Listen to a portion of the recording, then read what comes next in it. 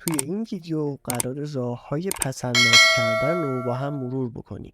شاید بعضی از این راه‌ها اونقدر عجیب باشه که باور نکنید این راه‌ها کارسازن. شماره 1: فهرست بندی و بودجه بندی کنید. همونطور که کارهای روزانه‌تون باید طبق برنامه ریزی انجام بشه، برای دخل و خرجتون هم باید برنامه ریزی کنید.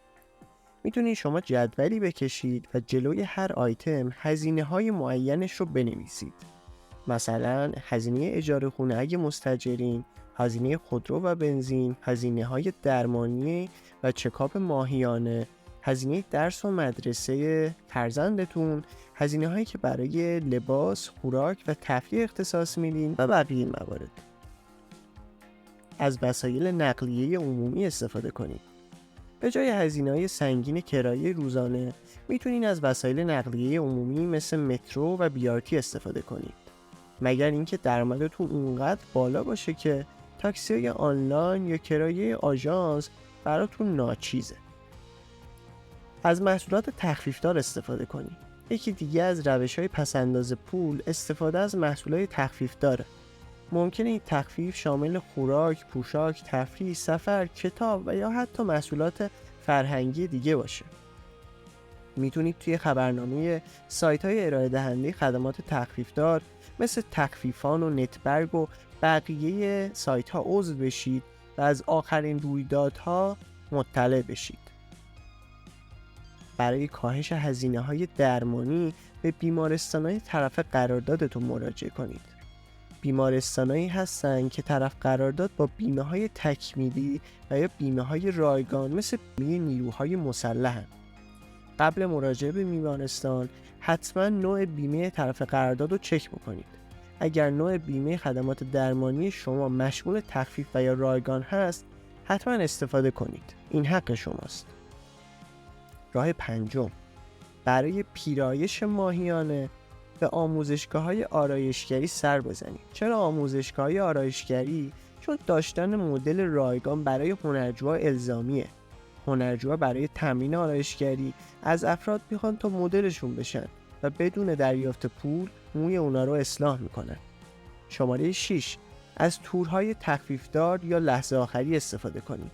اگر زیاد اهل گردش و تفریح هستین و نگران هزینه‌های سفرید، میتونید از تورهای تخفیفدار و لحظه آخری بهره مند بشید. بعدیش اینه که همیشه باید یه چمدون پر توی خونه داشته باشین و منتظر زنگ آژانس هواپیمایی باشید تا به سرعت به سمت فرودگاه حرکت کنید.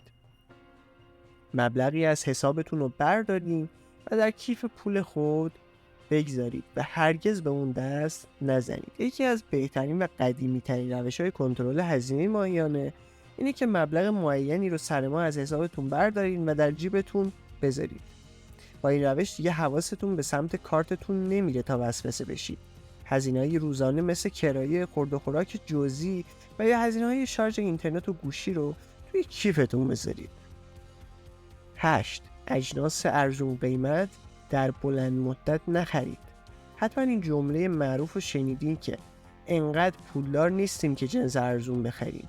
یعنی این که اگر شما یک بار جنس گرون قیمت خریداری کنید، به دلیل کیفیت مطلوب و با دوام‌تر بودنش این جنس دیرتر کهنه یا خراب میشه و شما مجبور نیستین سالی چند بار اون جنس رو بخرید.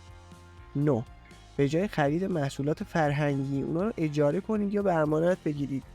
بهترین مثال عضو شدن توی کتابخونه‌های شهرتونه که به جای خرید کتاب یا محصولات فرهنگی میتونید از اجاره کردن یا امانت گرفتن اونا استفاده کنید.